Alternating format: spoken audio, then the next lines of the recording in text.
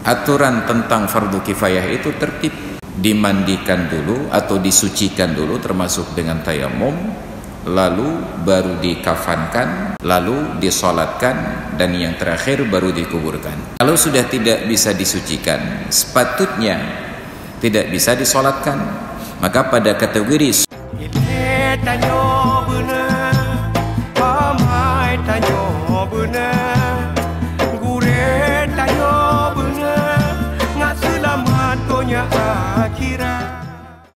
dalam kondisi kita sekarang ini sedang mewabah virus corona dan sudah ada korban, ada orang dengan pengawasan, ada pasien di dalam pengawasan, bahkan konon berita terakhir ada seorang yang sudah meninggal dunia di Rumah Sakit Zainul Abidin, entah dalam status corona atau hanya sekedar suspek corona, tapi dapat informasi lebih-lebih lagi ya. Maka sebelum kita lanjutkan tentang jemaah tadi, tentang suspek corona yang meninggal di rumah sakit ini, ada seorang kawan yang menelpon. Saya tidak tahu siapa namanya karena HP saya ini dipegang oleh anak sebentar, tiba-tiba nomor kontak dari 3000 tinggal 700 saja ya, entah apa yang ditekan ya, padahal nomor kontak saya simpan di email. Saya tinggal masukkan email saja, semua nomor itu akan kembali. Tapi tiba-tiba hanya tinggal 700 saja. Mungkin yang sisanya itu termakan virus corona juga. Dia telepon.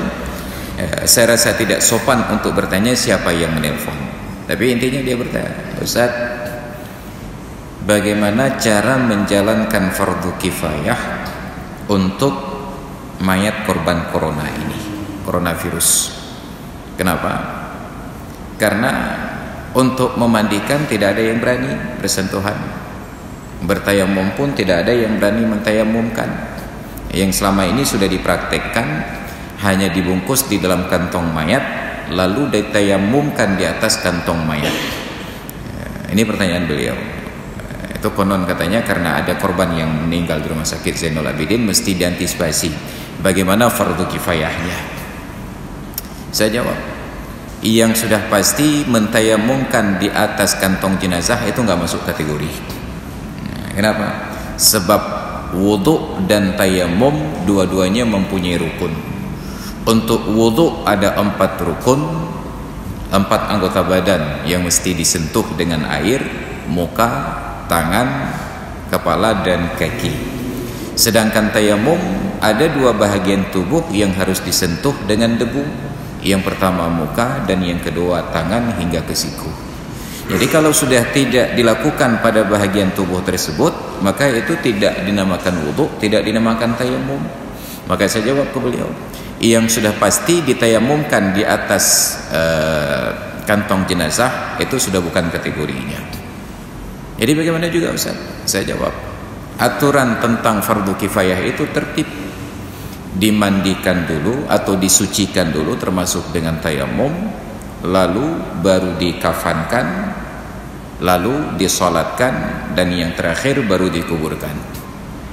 Kalau sudah tidak bisa disucikan, sepatutnya tidak bisa disolatkan, maka pada kategori solat jenazah ghaib, ada kerabat kita meninggal di Arab umpamanya, atau di Sigli ataupun di Lamno, daerah yang jarak tempuh musafah qasar, syarat baru boleh melaksanakan jenazah ghaib apabila jenazah tersebut sudah selesai dikafankan.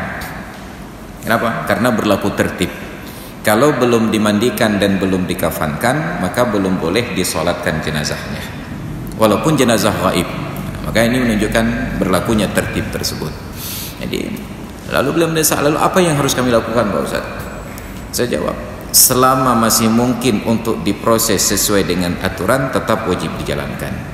Tapi nggak ada yang berani menyentuh mayat, jangan disentuh, hanya disiram saja dengan air. Nah, kan kita punya teknologi Dorsmer, cuci steam. Tidak harus menyentuh jenazahnya, tetap memakai pakaian pelindung diri. Kemudian mungkin bisa dibuat semacam ruangan steril yang bisa dimasukkan pipa pakai saluran khusus, disemprot.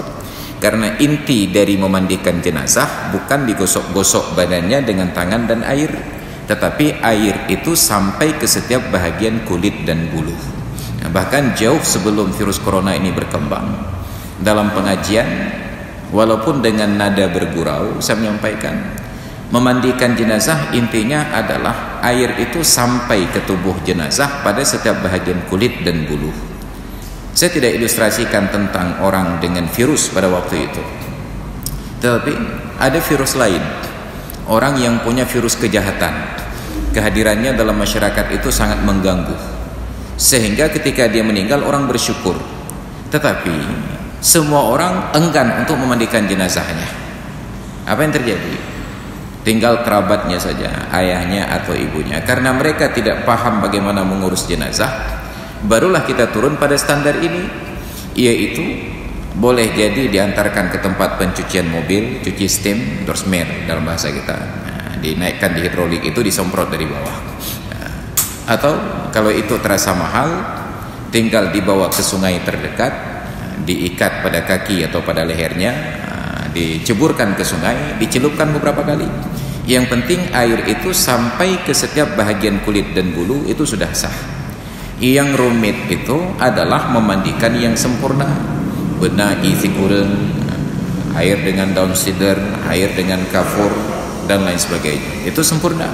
Tapi sekedar untuk sah, asal air itu sudah rata pada setiap bahagian kulit dan bulu, selesai.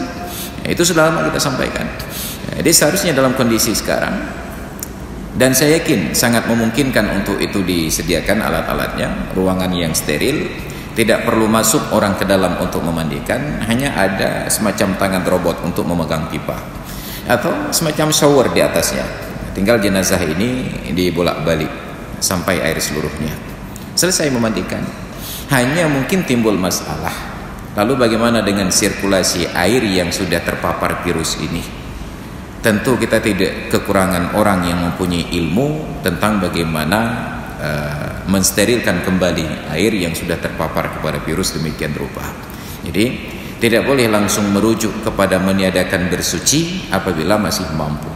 Tapi bila itu pun dirasa tidak mungkin, maka barulah disolatkan saja, dikafankan, disolatkan dan dikuburkan tanpa ada solat jenazah. Maka ketika sekarang kita bergurau-gurau dengan virus corona ini, kita diberikan pengingat, kalaulah salah seorang kerabat kita terpapar virus tersebut, nauzubillah, dan kemudian meninggal dunia, maka jangankan pelukan terakhir, jangankan ciuman terakhir, ucapan terakhir pun tidak ada lagi. Kenapa? Karena sudah ada protokoler dari negara, mereka dimandikan oleh petugas yang ditunjuk oleh negara, difardu kifayahkan oleh petugas yang ditunjuk oleh negara, dikuburkan pada tempat yang ditentukan oleh negara. Mungkin tidak diberikan alamat kuburannya kepada keluarga. Nauzubillah. Maka ketika kita anggap bahwa virus ini semacam gurauan, yakinlah kondisinya sangat serius. Hanya karena belum terjadi pada kita lihat di media massa, di media sosial, khususnya dari Aceh, itu masih dijadikan sebagai bahan gurauan. Tapi yakinlah kondisinya sangat serius. Ilmu tanyo benar, amai tanyo benar, kure tanyo benar, ngak selamat dunia akhirat. Ilmu tanyo benar, amai tanyo benar, kure tanyo benar, ngak selamat dunia akhirat.